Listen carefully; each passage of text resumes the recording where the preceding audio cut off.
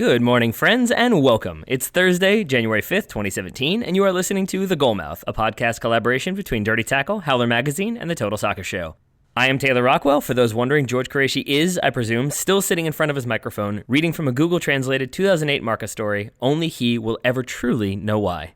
On today's menu of bite-sized soccer news, Dele Alli hates history, Bob Bradley might be heading north, even though winter is very clearly coming. Much like that cat poster in your elementary school classroom, the NASL is still hanging in there, baby. Mike Magee calls it quits, unless Bruce Arena comes a-callin', and Orlando City are good people. Up first, Tottenham handed Chelsea a 2-0 defeat on Wednesday, which also snapped the Blues' 13-match winning streak. Chelsea will now go into the record books as the owners of the joint best winning streak, tied with Arsenal from 2002. Two Dele Alli headers secured all 3 points for Spurs. The first came late in the first half stoppage time, and the brace was secured only 8 minutes into the second half. With the win, Tottenham jumped to third in the table, and Arsenal fell out of the Champions League spots. That noise you might have just heard was the world's collective soccer journalist churning out 4,000-word think pieces about whether or not Arsene Wenger's time has finally come. A position that will be firmly held until Arsenal win their next two and jump right back into the top four. The game may still potentially go down in history, however, as the first time I can remember that a player was called offside directly from a throw-in. Harry Kane was judged to have received a Danny Rose throw-in in an offside position, which is interesting since that isn't something that can legally happen in the game of soccer. So congrats to referee Martin Atkinson. Much like Rudolph, he'll go down in history.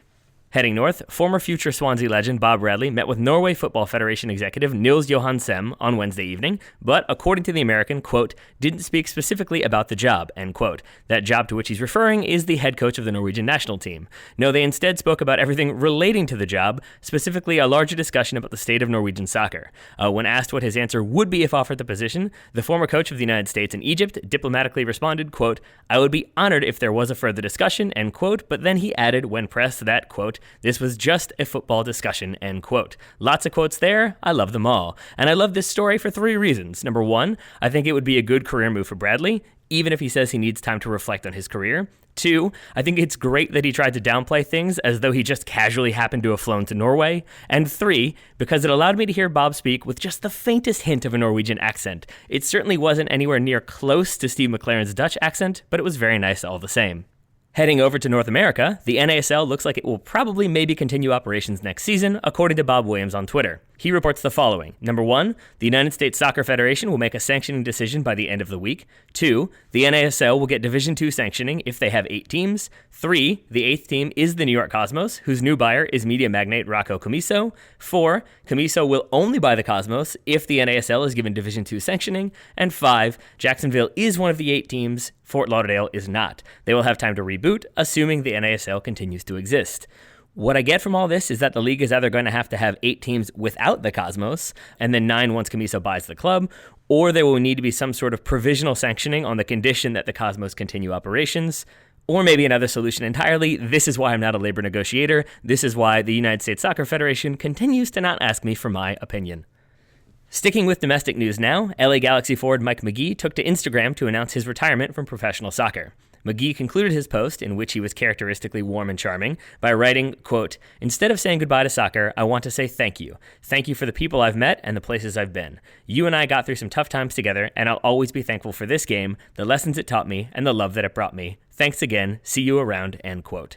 Magee made over 300 MLS appearances in his 13-year career, most recently with the LA Galaxy last season. I personally like to believe that the 32-year-old simply felt that the timing was right and he wanted to go out on his own terms, though you do have to wonder if he maybe looked at the current state of the LA Galaxy roster and their front office and thought, this looks like it could get a little messy, and not in the Argentinian playmaker sense, more so in the front office chaos, not quite sure who the roster is 3 weeks before the season sense. Who knows for sure? What we do know is that Magee never made an appearance for the U.S. senior national team, so there is some speculation that he might get called into Arena's second-first USMNT camp as a gesture of goodwill. It would be a very fitting end for the 2013 MLS MVP, so let's hope it happens. And finally, it's time for some somber but uplifting news.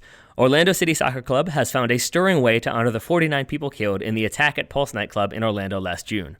At the club's new stadium, which will open its doors this coming season, a block of 49 seats will be composed of the colors of the rainbow flag. In addition, on each of the seats is a small plaque that features a rainbow heart and the hashtag Orlando United.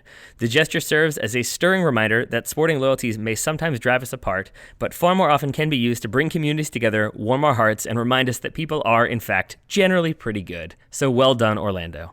That's it for today's Goalmouth. You can explore all these stories in more depth by subscribing to our newsletter. The link is in the show notes. If you're inclined to be an especially wonderful listener, you can subscribe to the Goalmouth in iTunes. You can tell a friend about the program, or 2 friends, or even more friends if you're so inclined. Or you could leave us a review. That review could talk about our dulcet tones. It could talk about Daryl Grove's British accent. It could talk about Ryan Bailey's British accent. It probably shouldn't talk about Brooks's British accent because that's not a thing that exists. But, it's up to you. That's the beauty of iTunes. And with that said, I've been Taylor Rockwell. Ryan Bailey and his British accent will be with you tomorrow. But until then, I'll leave you with today's Goalmouth top tip. Casual flights to Norway are the best types of flights.